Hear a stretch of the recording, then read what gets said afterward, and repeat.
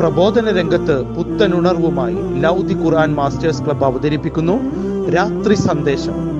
എന്നും രാത്രി 9 മണിക്ക് യൂട്യൂബിലൂടെ പ്രസംഗ പരിശീലന കളരിയിലെ പഠിതാക്കൾ നിങ്ങൾക്കായി ഒരുക്കുന്നു. കേൾക്കുക, പ്രബുദ്ധരാവുക, മറ്റുള്ളവരിലേക്ക് എത്തിക്കുക. അൽഹംദുലില്ലാഹ്, അസ്സലാത്തു വസ്സലാമു അലാ റസൂലില്ലാഹ് വഅലാ ആലിഹി വസഹ്ബിഹി വമൻ തബിഅഹും ബിഇഹ്സാനിൻ ഇലാ യൗമിദ്ദീൻ. അമ്മാ ബഅദ്. എൻ്റെ ശബ്ദം ശ്രവിക്കുന്ന മാന്യ ശ്രോതാക്കളെ, അസ്സലാമു അലൈക്കും വറഹ്മത്തുള്ളാഹി വബറകാത്ത്. ഒരു വിശ്വാസി മറ്റു വിശ്വാസികൾക്ക് ലഭിക്കുന്ന നന്മയിൽ സന്തോഷിക്കുന്ന ഒരു വ്യക്തിയായിരിക്കണം.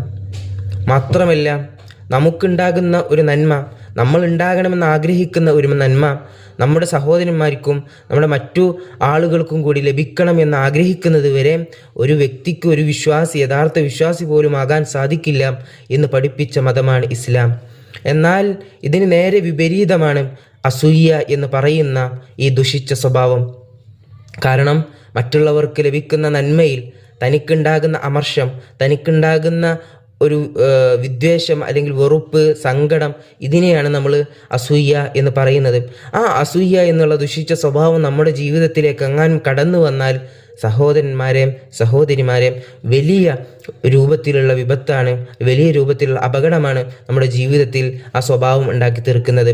അതിനെ നബി സല്ലല്ലാഹു അലൈഹി വസല്ലമ മനോഹരമായി നമുക്ക് വിശദീകരിച്ചു തരുന്നത്, ഇയ്യാക്കും വൽ ഹസദ്, നിങ്ങൾ അസൂയയെ സൂക്ഷിക്കുക. കാരണം ഫഇന്നൽ ഹസദ യഅകുലുൽ ഹസനാത്ത്, അത് നമ്മുടെ ജീവിതത്തിലെ നന്മകളെ ഓരോന്നോരോന്നായി കാർന്ന് തിന്നുകൊണ്ടിരിക്കും. എപ്രകാരം കമാ തഅകുലുൻ നാറൽ ഹതബ്, എപ്രകാരമാണോ തീ വിറകിനെ തിന്നുന്നത്, തീ വിറകിനെ കരിയിച്ച് കളയുന്നത്, അതുപോലെ നമ്മുടെ ജീവിതത്തിലെ നന്മകളെ ഓരോന്നായിട്ട് ഈ അസൂയ എന്ന് പറയുന്നത് സ്വഭാവം ഇല്ലാതാക്കി കളയുമെന്നുള്ളതാണ്. അതുകൊണ്ട് ഒരിക്കലും നമ്മുടെ ജീവിതത്തിൽ അസൂയ കടന്നു വരാൻ പാടില്ല.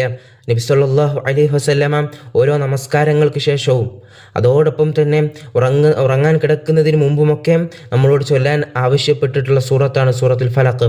ആ സൂറത്തുൽ ഫലഖിലെ അവസാനം അല്ലാഹു സുബ്ഹാനഹു വ തആല നമ്മോട് ശരണം തേടാൻ പറഞ്ഞിട്ടുള്ളത്, അസൂയപ്പെടുമ്പോൾ അതിൻ്റെ ഷർറിൽ നിന്നും ഞാൻ അള്ളാഹുവിനോട് രക്ഷ ചോദിക്കുന്നു. അത് വല്ലാത്ത ഒരു അപകടമാണ് നമ്മുടെ സമൂഹത്തിൽ ഉണ്ടാക്കി തീർക്കുന്നത്. ഇത് ഈ ഒരു കാലഘട്ടത്തിൽ മാത്രമല്ല, ആദം നബി അലൈഹിസ്സലാം മുതൽക്ക് എല്ലാ ആളുകളുടെ മനസ്സിലും ഈ അസൂയ എന്ന് പറയുന്ന ഈ സ്വഭാവം കടന്നു വന്നിട്ടുണ്ട്.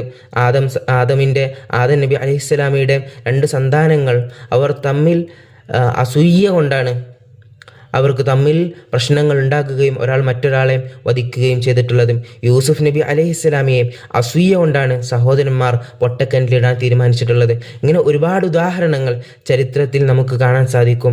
അതുകൊണ്ട് ഈ അസൂയ എന്ന് പറയുന്ന ഈ മഹാവിപത്തിൻ്റെ അപകടം മനസ്സിലാക്കിക്കൊണ്ട് നമ്മുടെ ജീവിതത്തിൽ അതിനെ എടുത്തു കളയാൻ നമുക്ക് സാധിക്കേണ്ടതുണ്ട്.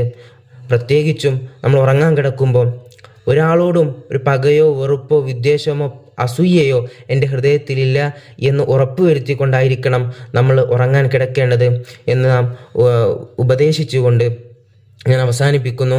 വആഖിറു ദഅവാന അനിൽ ഹംദുലില്ലാഹി റബ്ബിൽ ആലമീൻ. അസ്സലാമു അലൈക്കും വറഹ്മത്തുള്ളാഹി.